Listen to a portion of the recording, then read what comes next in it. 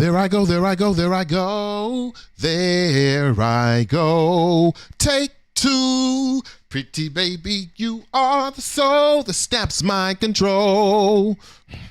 Such a funny thing, but every time I'm near you, I never can behave. You give me a smile, then I'm wrapped up in your magic. Music all around me, a crazy, crazy music that keeps calling me so. Every close to you, oh, turns me your slave. I don't know the words right here, but I'm going to.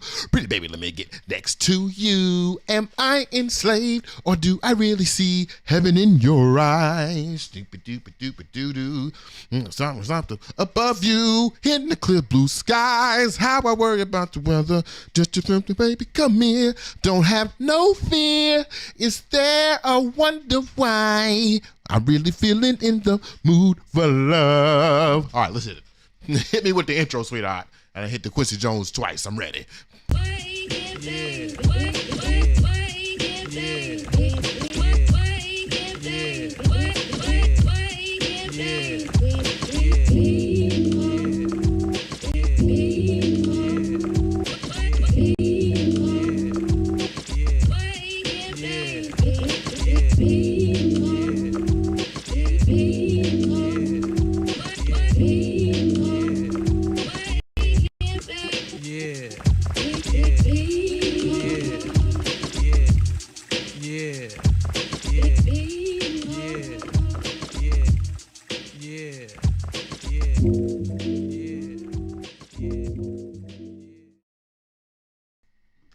Good morning, good morning, good morning, good morning, good morning, good morning, and good morning. Welcome back to another episode of Wake and Bake with Tuesday and Thursday, 8 a.m.-ish.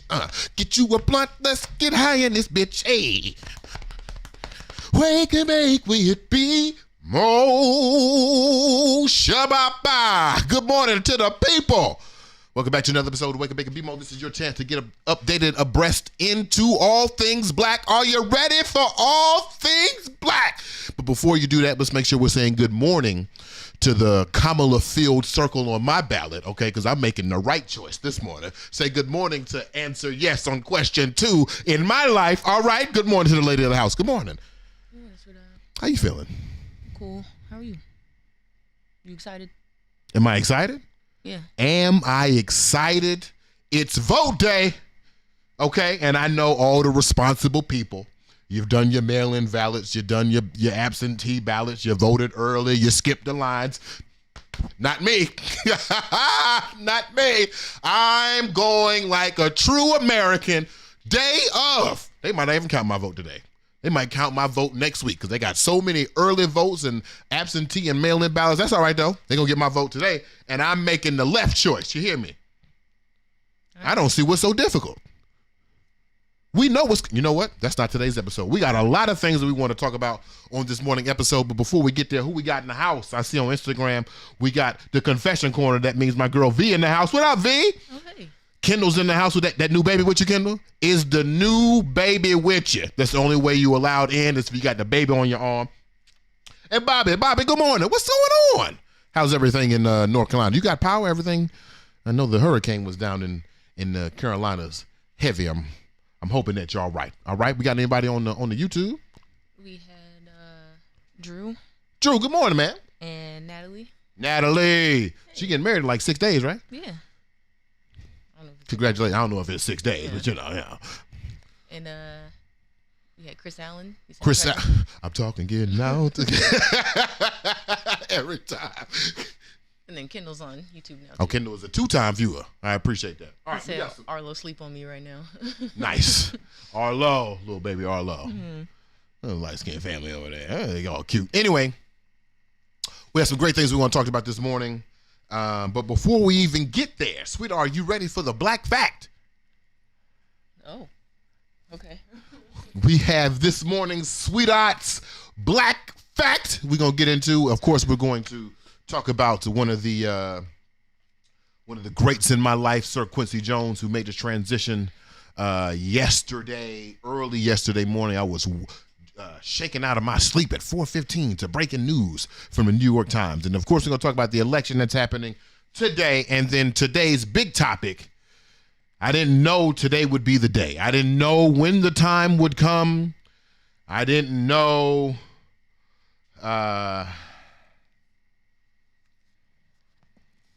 it would be done, but this morning on election day, some 12 years, 16 years after my initiation into this political situation, we need to call President Obama up to the stage. It's time to take him to task because I got some conversations we need to have. But before that, huh?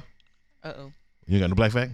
No, I'm saying about Obama. Obama, yeah, I got to take him to task. And the big dog is in the house. The new merrily big dog. What up, big dog? What up, Truck? Oh, hey. Husband Truck. I got some apple juice. Hold on. All right, Sweetheart, what you got for me? Okay. Let's see. White American slaveholders used to induce white women to marry Negro slaves in order to hold the women slaves for life. What? Hold on. What? Say it again. White American slaveholders used to induce white women to marry Negro slaves in order to hold the women slaves for life. White slave owners, men, would tell white women to marry slaves so they could have slaves for life? Is that what you're saying? Yeah. Oh.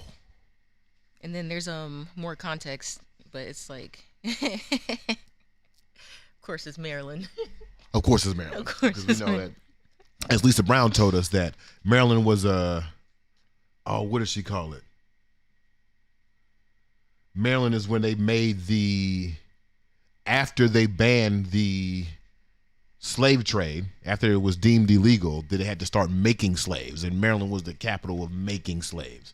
It's crazy. It is crazy. Yeah. It's literally crazy. Do you want me to? Let's hear a little context. I'm a little confused. What you mean? In September 1664, Maryland passed a law that any white woman who married a Negro should serve the master of such slave for life. Slaveholders took advantage of this law to induce the white women, some of whom were recent arrivals, to marry the Negroes. McCormick says instead of preventing such marriages, this law enabled avaricious and unprincipled masters to convert many of their white servants into slaves. And then there's more, but you said they were newly arrived, yeah. So they wouldn't know no better. Fall in love with a black person. Oh, marry him, and then now you enslaved? Yeah, that's crazy. Wow. Sheesh, man.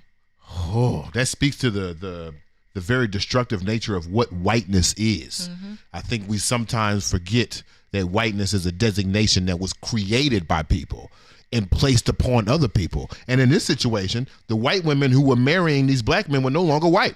They were slaves. Right. Oh, shit. Whiteness is corruptive and coercive. But then also, like, not to be anti-loving v. Virginia, but like, you want a white woman after hearing that? I'm just saying. I'm not with Brother Umar, but I'm like, when you exclusively date is crazy. Crazy. Unless white women think they're doing a revolutionary thing by rejecting the tent poles of their ancestors and marrying black men because they can. But this still, the history is so complicated that it's like, yeah, they might think they're doing the revolutionary thing, but what about the other side of black men? I don't know if that's really revolutionary. I don't think that's it might be white woman revolutionary. I don't know, sweetheart. I don't know white woman. I don't know. That's crazy though. Yeah. What a fact. Thank you.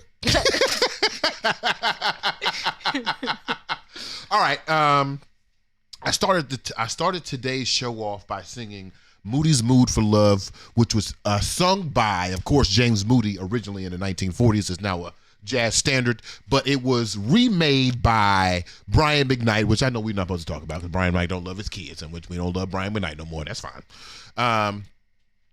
That's the only thing he did, right? He just don't like his kids? He abandoned his black kids and named his his new son the same exact name as his oldest black child. That's fucked up. That, yeah. So there's two Brian McKnight Juniors? Yeah, it said the baby is his heir. All right. Yeah, all right. You trash, Brian McKnight. Right. You super trash. And as Quincy Jones said, the best advice that he's got is that no music will be better or worse than he is as a human. But he was produced by Quincy Jones, so I'm going to give the credit to Quincy Jones. That came from Love Q. It's a cover of James Moody's Move for Love, sung by Brian McKnight from Love Q. There's so many things I can say about Quincy Jones, but if you truly know me, you have probably been around where I have quoted Quincy Jones a couple of times. Some of my favorite quotes by Quincy Jones, one of them is, it takes two things to create great music. You can put up the Q's joint right now. It takes two things to create great music. You need a great song, which is comprised of all the skills and the technique needed to really express yourself in the most creative way possible. Quincy Jones said in order to be great, you have to study the greats. How you gonna create music you ain't never heard of bebop? How you gonna design chords you're not listening to Japanese city jazz? How you gonna say you got a diverse sonic palette but you ain't listening to Brazilian music? You got to study the greats. You got to study to see what the people have been doing to figure out how you can fit in that same system. Now, within that is a great song. You get all the technique. You get all your chords. You get all your lyricism out. You do all these things to create a great song, whatever it takes. But on the other side of that, the second thing it takes to create a great song is a great story. Yeah. Is a great story. And that is the secret of Quincy Jones. While the modern music era is very interested on creating great songs, or what they call great songs, and they call them great because they can be duplicated, because they be put on social media, because they can be easily sung, because they are really quick to make with a high yield of profit. But what this great music is missing, the thing that is missing from the industry is the Quincy Jones of it all. We don't have any more great stories. It's a damn shame when I listen to it's a damn shame when I listen to all the R&B girls that came out after 2021. They all sound the same. Yeah. And I don't mean like they all making the same music. I mean their voice sounds the same. Mm-hmm. How do you sound like you? I'm not gonna put no names on there, but how do y'all sound the same and y'all two different people? How y'all sound the same and she an alto and you a soprano? How y'all sound the same? How y'all sound the same and you been in the church and she ain't been in the church? How you sound the same? Because there ain't no great story there. Not enough time in the development, not enough time to create the person that you are. The thing I really love about Quincy Jones, my favorite, one of my favorite stories to tell. My mom says we were in Missouri, and we were listening to some NSYNC song or some Backstreet Boys song, and I said out loud out of my mouth, and you got to forgive me, y'all. We were in Missouri, wasn't a lot of black folks around. I didn't really know if I was black yet. I was thinking about 8 or 9 years old maybe. And I said out of my mouth to my mother, after listening to the boys, the Backstreet Boys and NSYNC, these remixes of New Edition and Boys to Men, I said to my mother, it's the best music ever made. I don't know if black people can make music like this. And she turned around, because back in the day you had to sit in the back seat if you was too young. She turned around, looked at me and said, "Are you crazy?" She played me 2 albums immediately. One was Prince's 1999. I was too young to get it, but it had some hits on there. The other one, though, was Q's Juke Joint. On Q's Juke Joint is You Put a Move on My Heart, Tamia. On Q's Juke Joint is a song, Let the Good Times Roll, featuring Ray Charles. On Q's Juke Joint is a song in which Shaquille O'Neal is rapping. So to my 9-year-old self who was in love with Kazam and Steel, this was the perfect album. This was the perfect album. And this album has been with me since I was 8 or 9 years old. And as I continue to grow, I visit songs from there. There are songs that are featured on Q's Juke Joint that you're like, oh, I didn't know that was on there. Of course you didn't know that was on there. I didn't know it was produced by Quincy Jones. Of course you didn't know it was produced by Quincy Jones. You do now. So I just want to take some time today. I don't know. I feel like we need to introduce Quincy Jones into a more permanent segment here on the show. Maybe we have the Quincy Jones hit of the day. I don't know. But I just wanted to say, Quincy Jones, I loved you. You are immortal to me. You are a starting point for why I got into this particular form of creative industry, especially when it comes to music. And I am doing all that I can to make sure I live up to your legacy. Thank you, Quincy Jones. Appreciate you. You got any words for Quincy Jones, man? I didn't cry. I cried for John Lewis, though. Yeah, you did. I also love Quincy Jones. Of course, my relationship with him is not as personal as yours, but he definitely played a huge part in, I guess, my love for music growing up, and even now finding out all the music that he's created and produced it's still mind blowing that he had his hand in so many different aspects of music and creativity. And we also were talking about it the other day. If there's anybody that would not necessarily take his place, but could, carry the torch and continue his legacy. But yeah. Here's what we would need. In order for us to have a replacement of Quincy Jones, this is how deep Quincy Jones is. In order for us to have a replacement for Quincy Jones, Issa Rae would have to produce Thriller and a magazine and run wild with the Sex and the City girls. She would have to be a cultural icon for a white group such as the Rat Pack, Sex and the City girls. She would have to produce an album on the level of Thriller, and she'd have to make a magazine on the level of Vibe. She already got the iconic TV show with Insecure. We got that down pat, right? Mm-hmm. Or no, what's another good example? Oh man, I sent one to the group yesterday. Hold on, let me look at my text messages because I do the drugs. I've been forgetting things. Or if Timbaland and Missy would have to produce a TV show and a magazine to keep up with Quincy Jones. Right. Now they got the stories, they got the connects, they know people in the past, they got the connection with the iconic white figure, which is Justin Timberlake. Only thing they would need to do to cross off the Quincy Jones list, they need an iconic TV show and they need a magazine. You think that's gonna happen? You think Timbaland and Missy gonna put out a TV show? At the level of Fresh Prince? No. This is what it would take to replace a Quincy Jones. And I find that absolutely beautiful. 100% beautiful. How long we been on? 17 minutes. Okay, for sure. Let's move on to we got any comments, Sweethaht?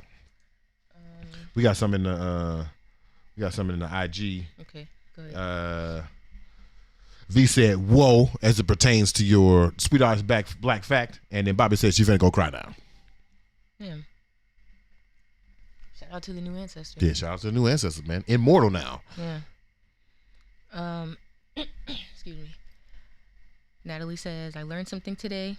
Drew says, I love music. Been adding to my library since high school and just crossed over 19,000 songs in my library. Sweet. That's crazy.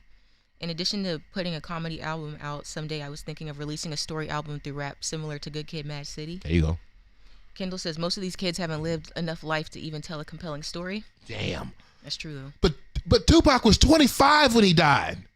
With no social media. But he lived a lot of life. He lived a lot of life. And I don't know if I'm going to be able to live that much life in the rest of my life that Tupac did in his 25. No. Drew says, we need music history for the kids. Tupac was also dating Quincy Jones' daughter. Go ahead. Go ahead. I forgot about that. Yeah, Drew says we need music history for the kids. And Natalie says, I was jamming listening to his greatest productions yesterday. Oh, man. Quincy Jones had him, baby. One of my other favorite Quincy Jones stories is, Quincy Jones played the trumpet. And one of my favorite Count Basie songs, which is Rain in April, I think is what it's called. Quincy Jones is the lead trumpet player for that Count Basie song. And it would be one of the last bands that Quincy Jones leads as a trumpeter because he had an aneurysm. And the doctor said that if he played the trumpet again, he'd be at risk of blowing that aneurysm in the brain and killing him. Yeah. Now, I had another artist say that maybe he made that story up, but I don't care. You need a good music and a good story to sell a song. And I'm sold. All right, Swell, let's get into some of this election stuff real quick because it is election day. I am going to go do my part. I'm going to go do my part and vote here in a moment. But as you know, we are in the DMV area, and the lady of the house has reminded me several times that Kamala's headquarters is going to be over on Howard University's campus. And like Obama had his celebration speech in the Park of Chicago when he won in 2008, the hope is that Howard University will be the land where Kamala accepts her victory as president, gives her what's it called? Acceptance speech? Yeah. Acceptance speech? Yeah, right. When you get hired for a job, do they let you give an acceptance speech? Is that Congratulations, Mr. Freiberg. You're the new Fry Man. Okay. You want to say some words? Yes. I want to thank my family and all of my followers who got me to this moment. But yeah, the hope is that is the case. I know a lot of people will not be able to travel down to campus, although the lady in the house and I have a very sneaky obsession that if we just walked up, I think we could walk on the campus. But we don't. Do we look dangerous?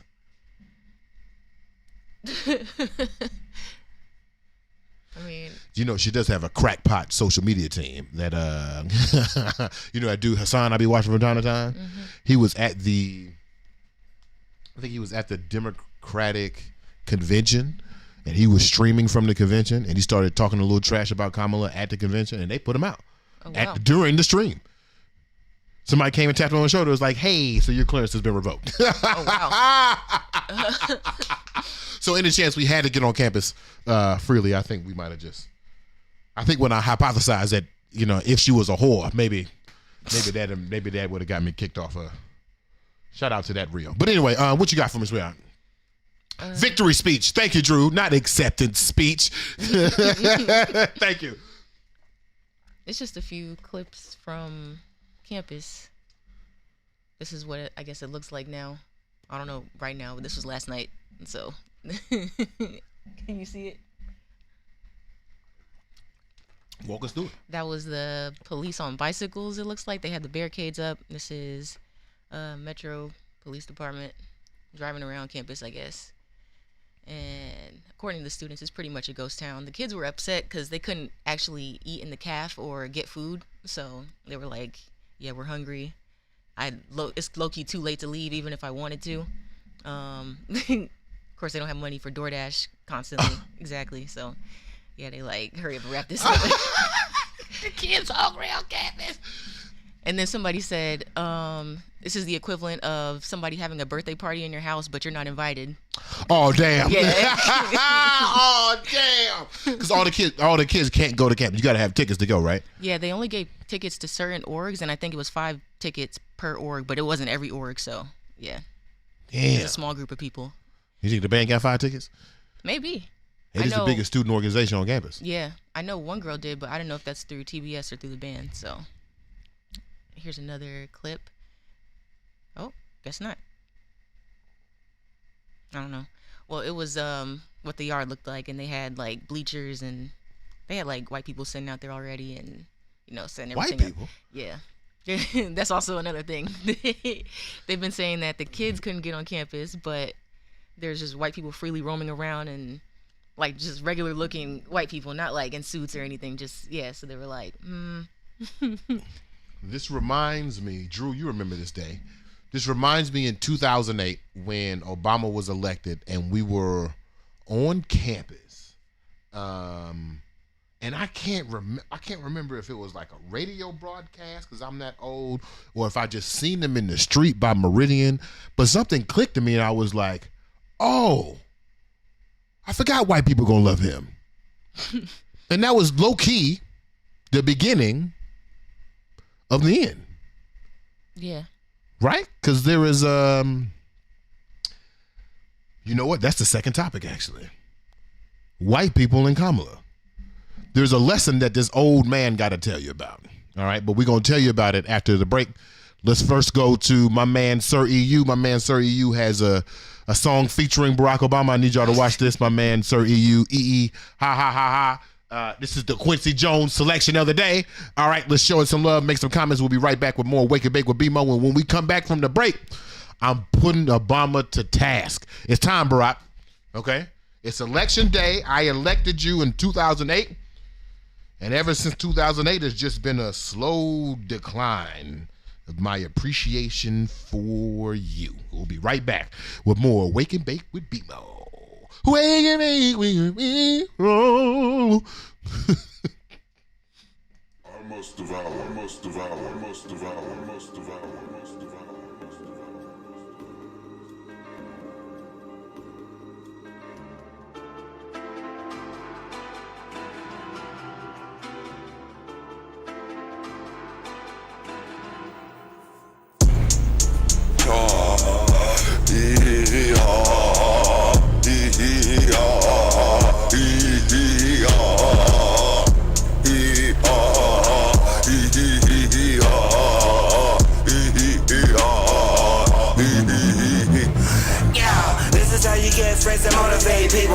Vilify the villains who I know that hate people.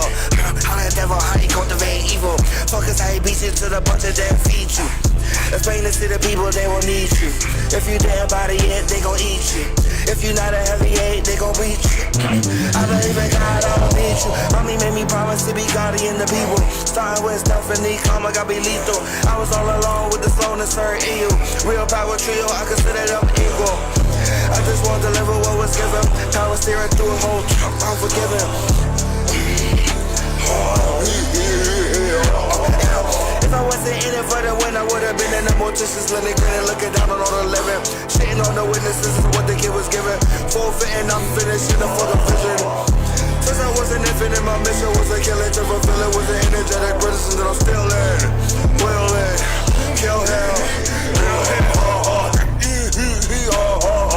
You already know what we be. I keep Troy B. I be.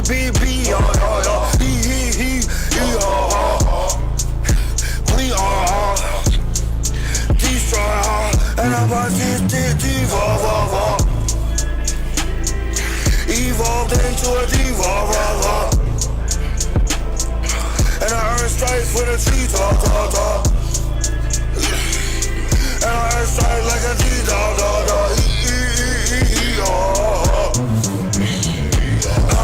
This is how you get friends and motivate people. Vilify the villains who I know that hate people. Focus on the devil, how he cultivate evil. Notice how he beats you to the punch and then feed you. Explain this to the people and I promise they will need you. If you damn body it, I promise they will eat you. If you not a heavyweight, I promise they gon' beat you. I believe in God, bitch, I don't fucking believe you. Mommy made me promise to be guardian the people. Started with Stephanie, the karma got me lethal. I was all alone with the slowness, her EU. Real power trio, I consider them equal. I just want to deliver what was given. I was there and through it to the 12. I'm forgiven. If I wasn't in it for the win, I would've been in the mortician's London grinning, looking down on all the living. Shitting on the witnesses of what the kid was given. Forfeiting, not finishing the fucking vision. This and vision since I was a fucking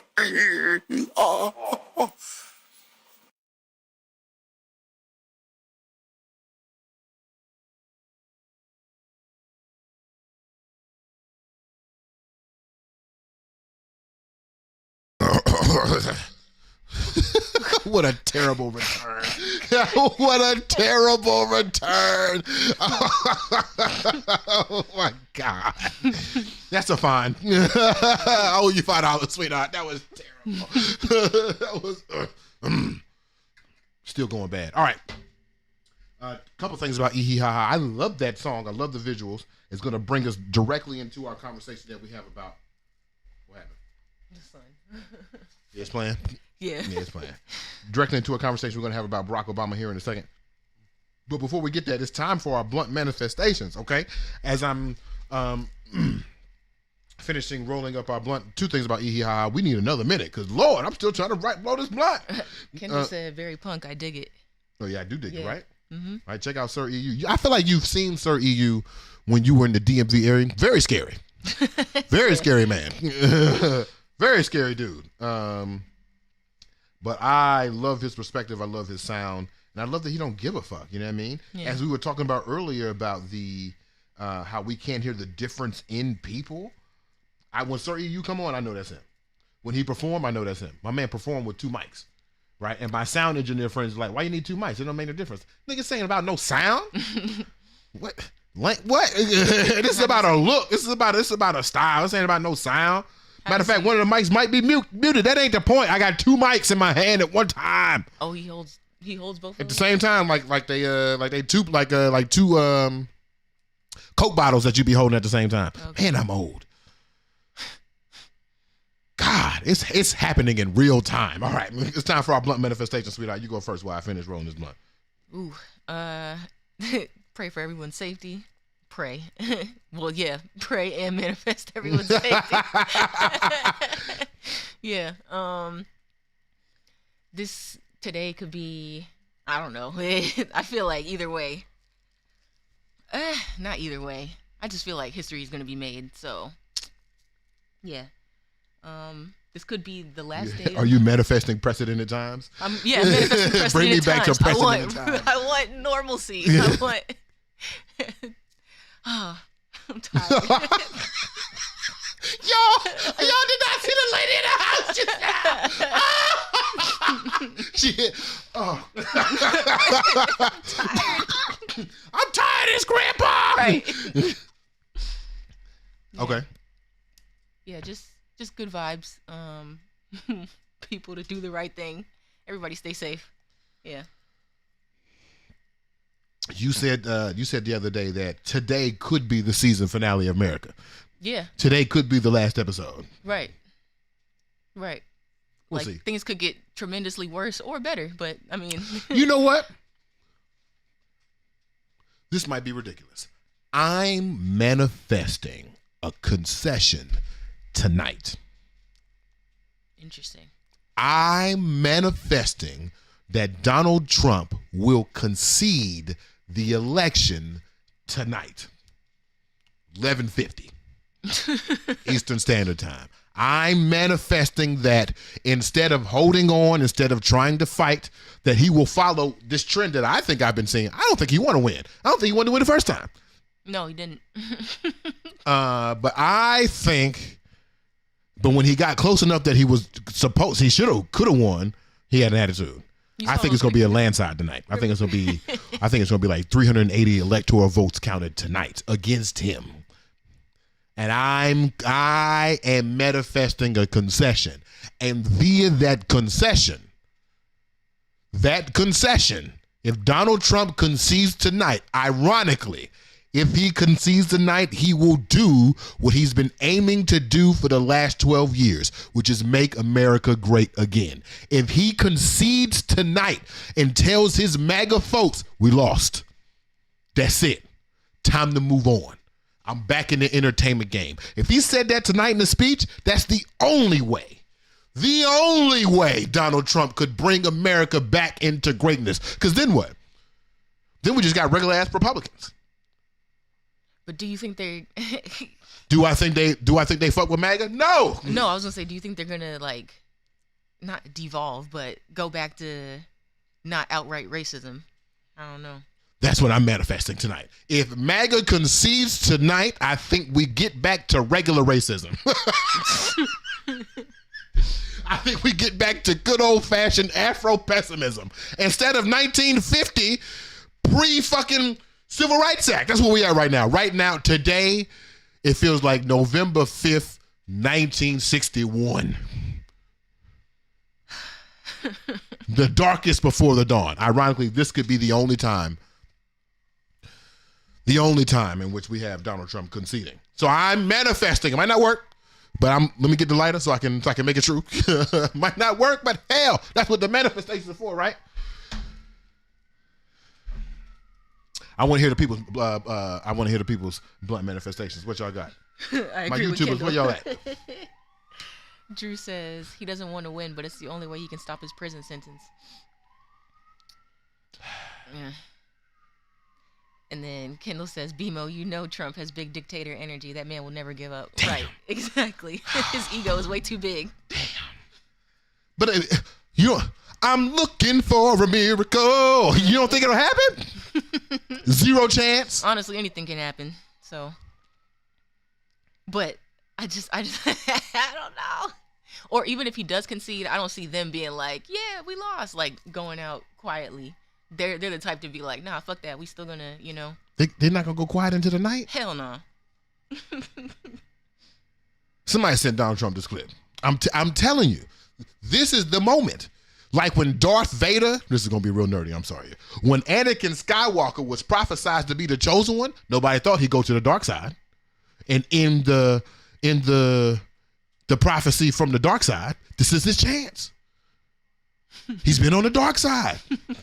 This is your chance. You could crumble your entire ideology tonight, 11:50, from New York. Yeah, for real. He just needs to go back to the entertainer. Man, as you said the other day, man, Donald Trump is already a Hall of Fame WWE personality. Yeah. Go back. Go be the president of Monday Night Raw. Right. Perfect position for you. I wouldn't let you be principal. I wouldn't let you be my Uber driver, but you could be the president of WWE Monday Night Raw. That'd be a great job for you. Right. Because you ain't really the president. You just got to script it. It's just scripted on the shows. You just say what the fuck I need you to say and then you move on. Any other blunt manifestations? Oh, hold on, let me light the blunt. I manifest Donald Trump will concede tonight, thus giving him the opportunity to fulfill his own prophecy and make America great once again.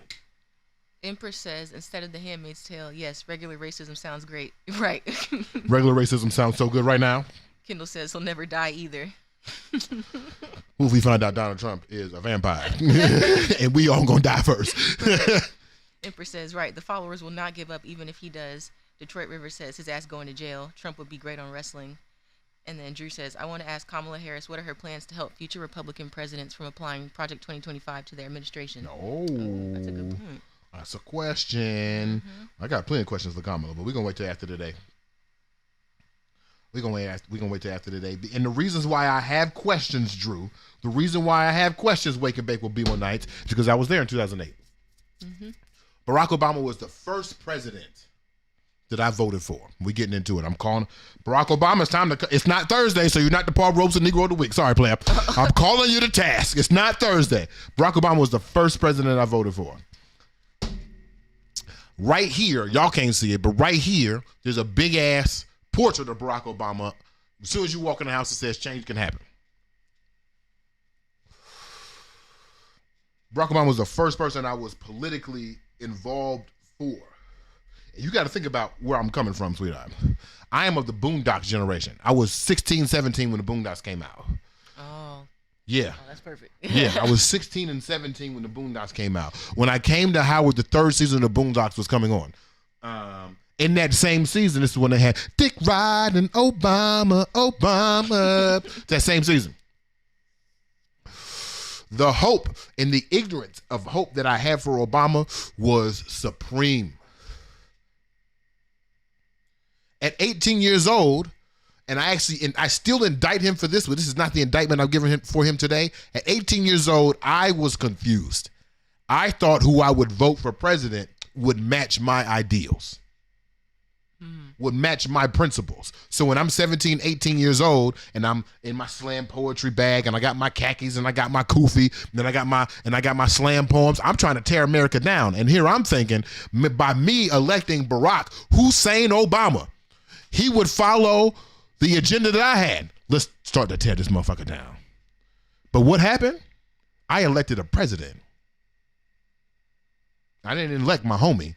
I didn't elect a revolutionary. I elected a political president. Yeah. And it took me, how old am I now? 35? It took me until I was about 33 years old to realize the mistake I had made. Now, would I have gone back and voted for someone different? No. But would I have adjusted my mindset on what this individual's impact on my life actually is? Yes. I will never take away from the fact, we learned about this in political science, oh my God, to be at Howard while Barack Obama was being elected president and was president was some of the coolest 4 educational years of my life. I talked about Barack Obama every day that I was at Howard. This is not exaggeration. Every day that I was at Howard, or every class day I was at Howard, we talked about Barack Obama. And my professors were trying to convince me, BeMo, this is a president that you're electing. He is going to continue the American ideology. I don't believe you. Change can happen. I got hope. It took me until I was 33 to realize exactly what was going on. America is America. And I want to be very careful because I want niggas to vote and I want people to make the right decision. But essentially, we are voting for a person to murder on our behalf. And that didn't come more clear to me than when Barack Obama sent that drone to kill Gaddafi. On some white man shit. Not on some square up shit, not on some one-on-one shit, not even on I'm gonna jump you type shit with my special officers. No, I'm gonna send a drone to take out one of the most powerful voices in modern African history. On behalf of the best interests of America. That's when it started to, I heard the white people calling for him on election night and was like, oh shit, white people have expectations of Barack Obama? Fuck. Then it became, oh shit, Barack Obama is following the ideology of America? Shit. Now there is this understanding that Barack Obama is supposed to be the voice to black men Did we talk about this last year? We talked about my mom's friend Richard, whatever the fuck his name is. Yeah. He said he lives the average black experience, but he's in the boule. He in a fraternity. He make $300,000 a year. Him and my mama had lunch, splitting a $300 lunch, talking about they live the average black experience. My mama didn't say that. He said that. Barack Obama said something similar to that. He said that, yo, I can speak to brothers. I was once living the average black experience. Sir, you are a murderer. What?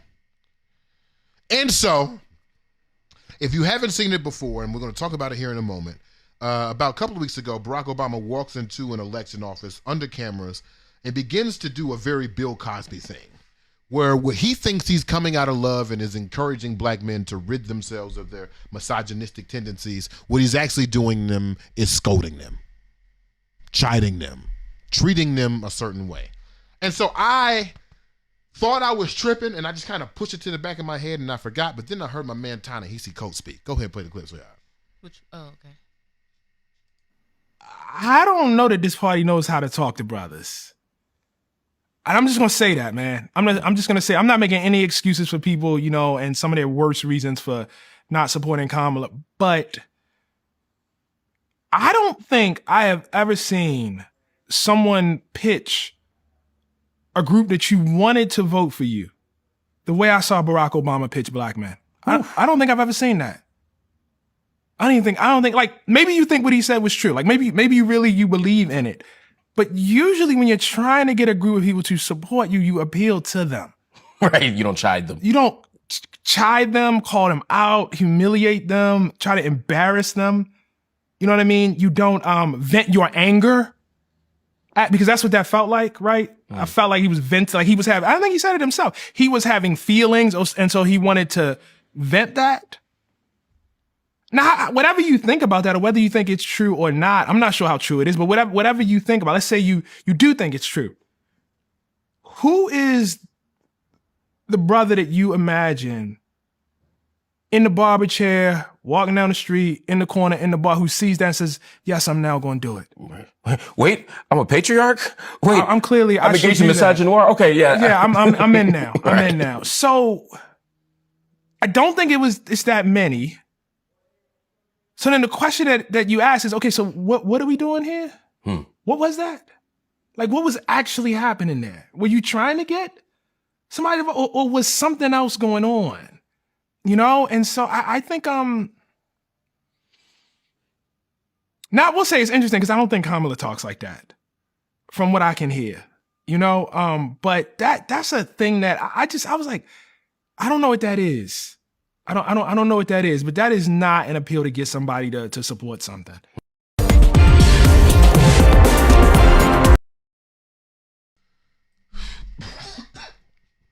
Ta-Nehisi Coates brings up a great point, and he asks a great question at the end of his statement, where he said, "What exactly was that? Who was that for?"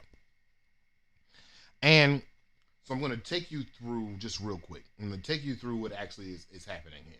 So that video of Barack Obama in the election office, after I watched this clip, a young man jumped in my DMs, asked me for my reaction to it, and I hadn't really thought about it. So I had to go back and watch the Obama clip. And when I watched the Obama clip, I realized I had probably watched this maybe 3 or 4 times already, but it hadn't really stuck into my memory. And I said this on a show with Randy B the other night. What was happening was every time I watched the video, it felt like my brain was deleting what Barack Obama was saying on some weird post-traumatic stress disorder reaction to what was going on. Like the words that he was saying and how they were coming out of their mouth. It felt like my brain didn't want to latch onto them. And after much reflection, I realized Barack Obama sounded like my teachers. He sounded like the individuals who would run to my mama to express to them, Bryant won't listen. Bryant won't sit down in class. I can't get Bryant to understand this. So instead of talking to me and having negotiations with me, teacher and student, they would run to my mother and tell my mother what I've been doing. And a couple things will happen with that. Resentment starts to build between me and the teacher and between me and my mother. Because why is it Mr. Freiberg can tell you I'm talking too much in class, but I can tell you Mr. Freiberg not paying me no attention, and you take Mr. Freiberg's side? Right. Because that's how the institution works. You tell on little black boys to their mothers and their wives, and that's exactly who it felt like Barack Obama was talking to. He was talking about black men. He was using the subject of black men, but I think he was arming black women with the language, with the energy, with the rhetoric needed to combat some of these misogynoristic takes that are happening within black men. But to Ta-Nehisi Coates' point, in any history of any demographic, when does someone talk to that demographic in that way, expected the demographic to be like, yeah, we on board? Right. Whether true or not. And the reaction to this, the reactions are black men don't know how to handle the truth. Black men can't take the truth, in which whether you want to believe it's true or not is up to you, because there's some truth to it. But the ultimate point is, how are you talking to me? How are you talking to me? And what has become painfully aware as we try to elect this black woman into office, another black president, would become painfully aware is that we don't know how to talk to black men. And I am not a political show, and so the we I mean is actually a cultural we. We don't know how to talk to black men, and because I am not afraid of my own mistakes, I am included in the we. Something is happening with the identity of black men. As black women, as we've seen in this election, that black women are moving towards the progressive left, it seems, for at least what I can see, that black women are staying towards the conservative middle. Which is fine. Say that again. While black women are moving towards the progressive left, it seems like black men are staying in the conservative middle. Center right, if you will, which is fine. But what becomes aware to me is, if we all know black men are starting to move right, why is it that it's chastisement, chiding, and harassment that is used to bring them back left instead of a pointed message towards their center-right ideology? There is this idea that black men are moving this way because we don't know better, because we are moving out of ignorance. I happen to disagree with that big time. I don't think black men are ignorant. I think black men are stupid. Play the second clip. Do not let people think you do not belong, because I promise you, once you sit at these tables, at these fancy places, with folks with fancy titles, and they got a big bank account, and you talk to them, and you go, oh, yeah, they ain't all that. Yeah. Right? Yes, sir. This idea that somehow they are so special, they're so smart, they're so sophisticated, not really. They've been exposed. They've been given the confidence of feeling like they belong. But if you sit down and talk to them, turns out they're just folk. Yep, normal people. Normal people. Yeah. What you always say about if you can speak English? We can talk to anybody that speaks English. Like, I don't care where you at, what money you have, what you own, what this, what that. If you speak English, I can sit down and talk with you. That's my point. And the benefit for Michelle and me, because we came up, and at each stage, you go to Harvard, and wow, it's Harvard.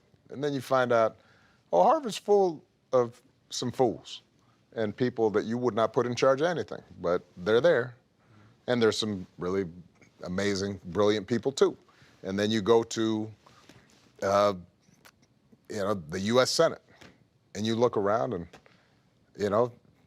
everybody's represented. Smart people and dumb people, right. Good people and bad people. Yeah.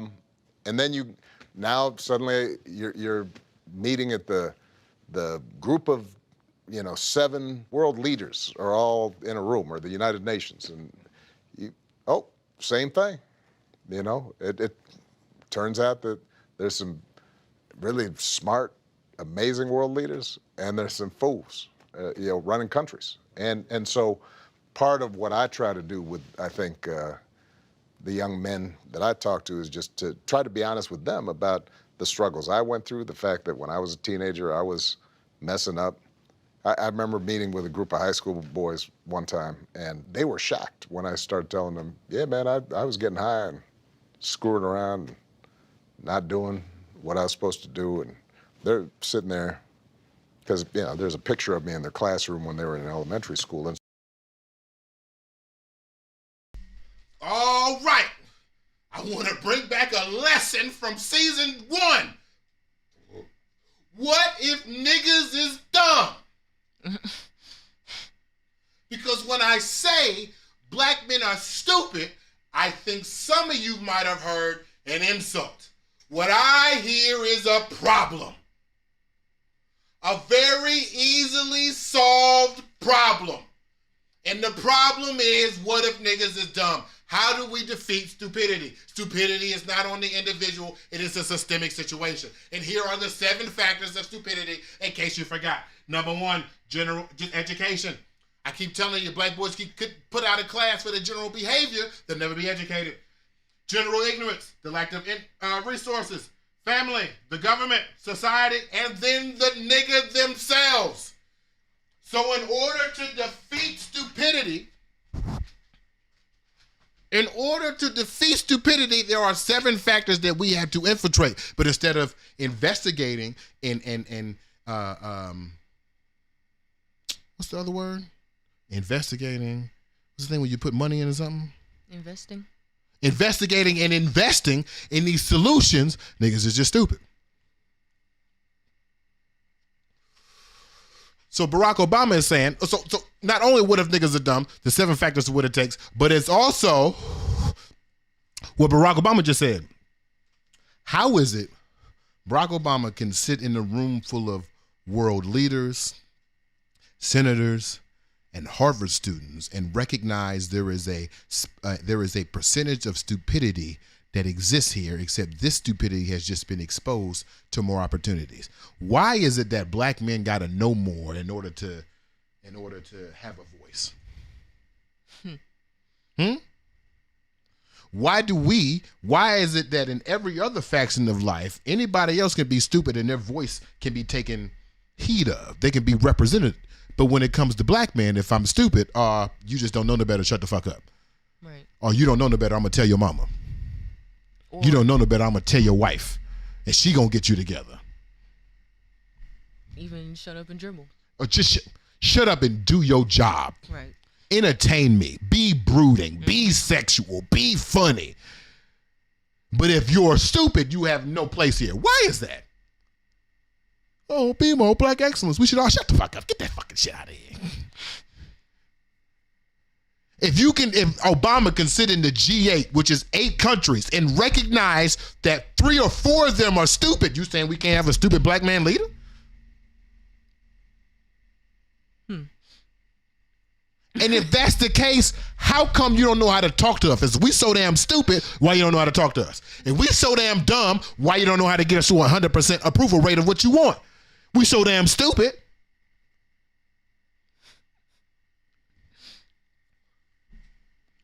I was just thinking about Excuse my bad. To all the people on Instagram right now, you're going to have to come over to the YouTube. Excuse my attitudinal voice because I'm on the road right now. But you're going to have to come over to the YouTube to see the full screen. I ain't tell y'all that earlier, but you just seeing my pretty face. We got so much in store.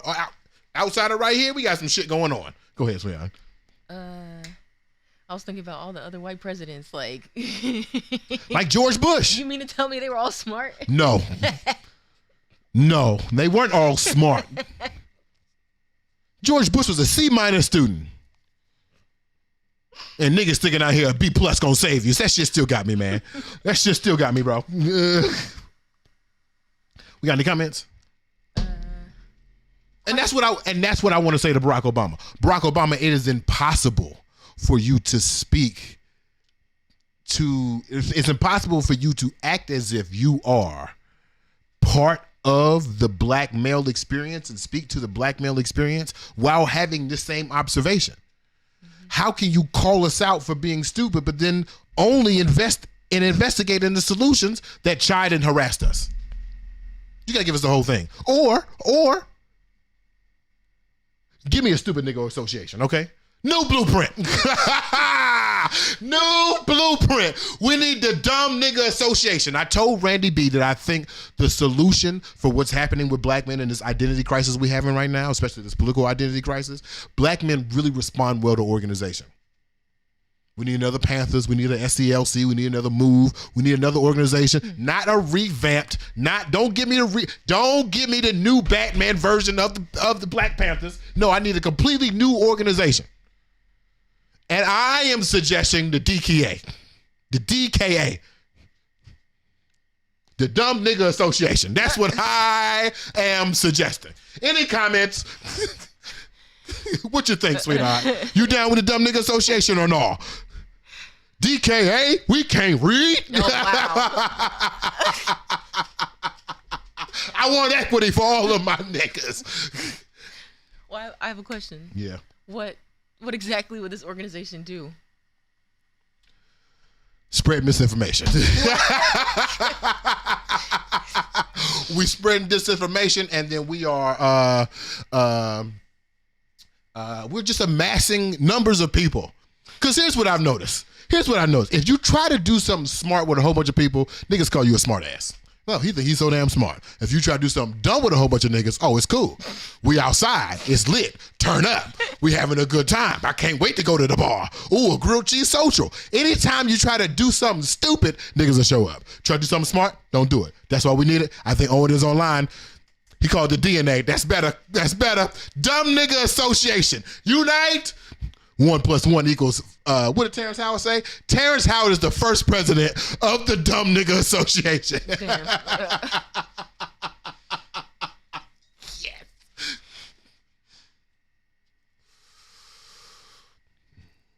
You got any comments on Instagram? Yeah, my man, the Discussion Room podcast said they can't see the list, but I just told you. He said the DKA you're describing already exists. I'd be loving to hear what the current Dumb Nigga Association is. Is that just the niggas who watch the Joe Budden podcast? Oh. Damn. Why did you catch a strays? Is that the niggas who follow DJ Academics? Oh. We just need an association. That's all. That's all. Okay. Y'all said they miss y'all. And people laughing. Oh, Cadero, what's up, man? Welcome back. Yash done text me too, talking about he missed us. That's crazy. Aw. That's Hey, love, Yash. man. We back, baby. Gabriel. My bad. My bad, man. Drew says, unless we can find non-oppressive systems to replace the ones we have that are equally or more profitable under capitalism, they won't listen to the people. Yeah, true. And then he says, Kamala, while I support her, says she's going to be president for all Americans, which is exactly what Obama said. It is. And you know what's crazy though? I'm actually looking forward to the young kids getting their heart broken. Damn. Because we didn't have the rapid technology to get to Obama like that. True. Obama didn't do his first interview with a YouTuber until like 2012. His second term. You know what I mean? Mm-hmm. If these young folks are quickly disappointed by Kamala Harris and they start getting on her ass, we might get changed pretty quickly. Or more broken hearts. But at least they'll fucking know. Damn. Kendall says the root is, how did our fathers talk to us, Obama included? Did Ken talk to me that way? How did Kenneth Brown talk to me? My father always spoke to me almost like an equal. Okay. We would have conversations, and I'm saying that we spoke like equals, but without ever like telling me or like putting his hands on me. There was always just like quick to submit to my father type situation. Me and Renell going back and forth. Okay, it's a fight every time. It's a fight. Me and my father, just like when he walk in the room, I stand up. I don't know why. I don't know what that is. Might be misogyny for real. But my father spoke to me as an equal. And when my equity got out of hand or imbalance and I started to become more of an adult that I should be in conversation with him, he'd let me know. Yeah. He'd get quiet, which is, my father don't get quiet. He'd get quiet and be like, all right, you took it a little far. All right, let's not do that again. Okay.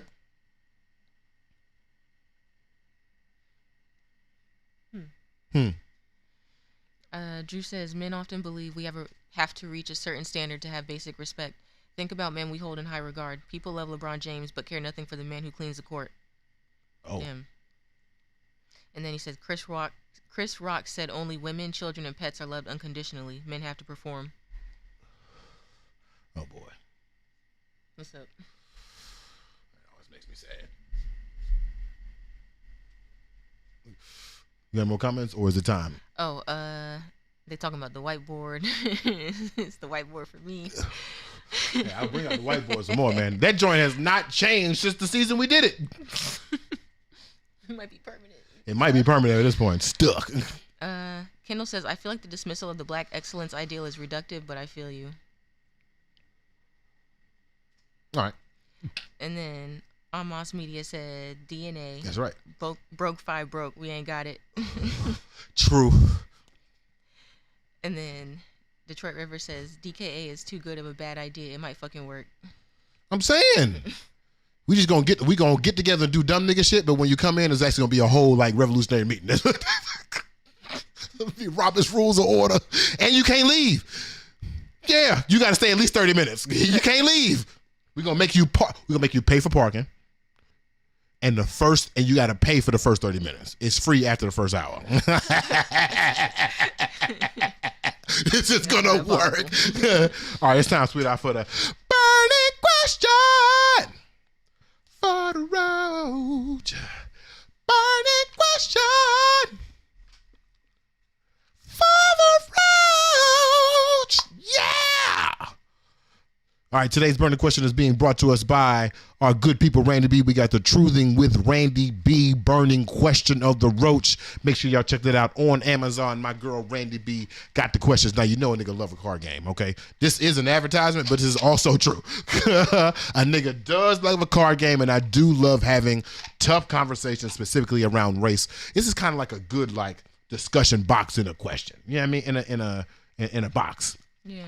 Go to Amazon.com, get you some Truthing cards with my girl Randy B. Tell her BeMo sent you. Follow her at Truthing with Randy B on all social media sites. Actually, just put up a pretty great truthing session with her, in which I made a lot of these same points about Barack Obama with her.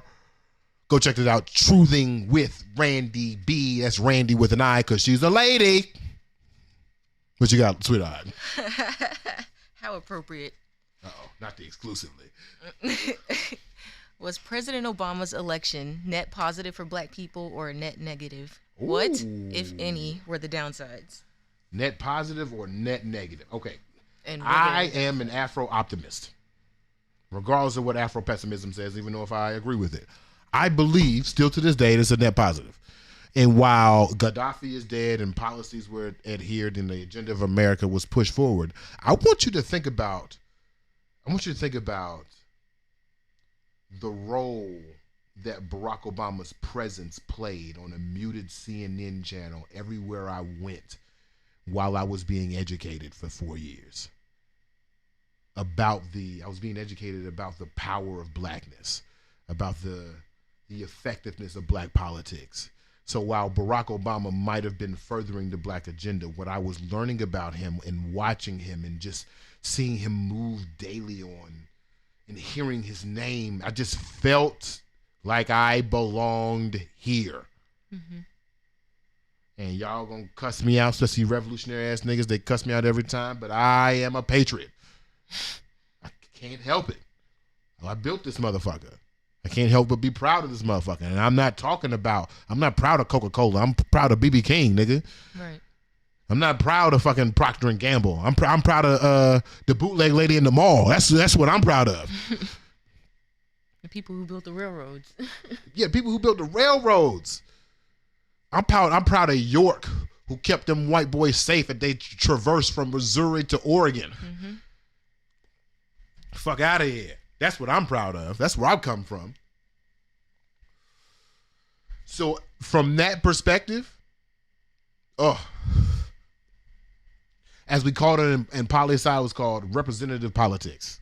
Okay. It's a very surface level of politics. Of course, we want more impactful forms of politics, policy and reports and commissions and grants and funding to go to certain places and enforcement of certain laws and introduction of new tactics. Of course, we want those things. Those things are more long term. But for that black boy who was 18 to 26, I needed Barack Obama.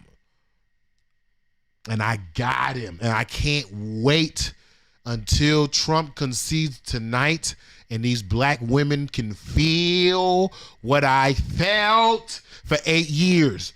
You may disagree with her every day, but every day she gonna be on your mind. Every day you gonna say that black ass name. Every day you gonna see that black ass face. Every day it's gonna be a challenge against her black ass self, and you gonna feel black as ever. You gonna feel true identity like Webby Du Bois, black as ever. You gonna feel your Africanness calling for you. You gonna feel your Americanness calling for you, and you gonna have to respond. And that's gonna make you stronger. It's gonna make you smarter. It's gonna make you want to push forward. I cannot wait. Oh, and then she's gonna break your fucking heart. I cannot wait. And you are going to hate America, as you should hate America. And then you'll find your way back to BB King, driving on the highway 23 hours from New Orleans to Virginia, falling back in love with this country again because you built this bitch, and the systems were meant to break you like she'll break you, but it'll be okay. Net positive. It's got to be a net positive. It's got to be a net positive. Tupac didn't think we'd have a black president. He was wrong. Wow. He was wrong. And I don't know if people are going to say the second black president, but she'll still be the first black president, right? What you mean? Because we had Barack is black and white, right? Yeah. She's black and Indian. Yeah. So like, we're still waiting for Stacey Abrams. Oh, yeah. You see what I'm saying? Yeah. This is another first black president. But they're gonna say second because they put us all in this big thing. But this is a completely different perspective. This is a West Coast girly.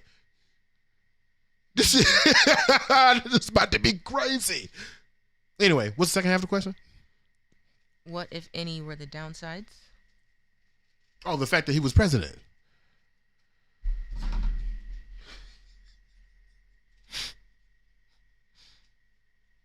The fact that he had to do presidential shit.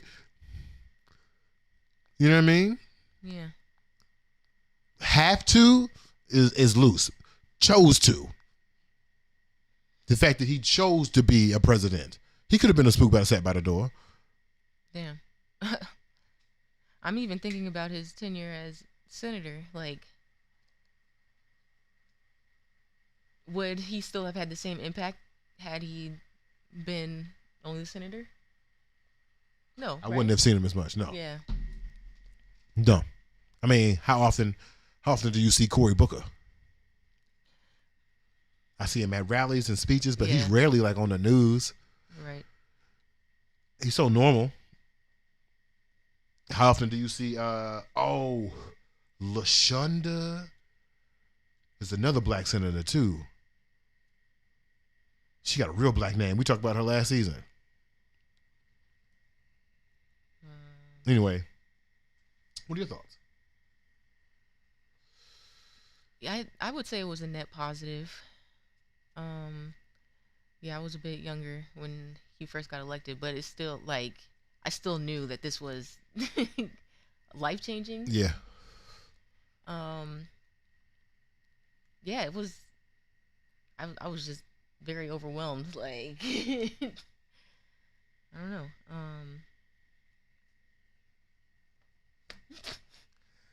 Yeah, net positive is what I would say. Net positive is what I would say. All right, y'all. I gotta go vote. You know what I mean? I'm trying to get the first shift. I'm trying to get the older church ladies in there. I'm trying to see what's up. Not like that, but I like talking to them. They're always funny. The poll worker's always cool. All right. That's what. Wait, no. We got some comments? No, I was trying to find her name, but let's see.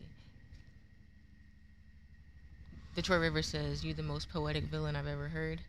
Oh, I've been watching The Penguin. Oh. That shit good too, man. And Kendall says, "Preach." Lord. All right.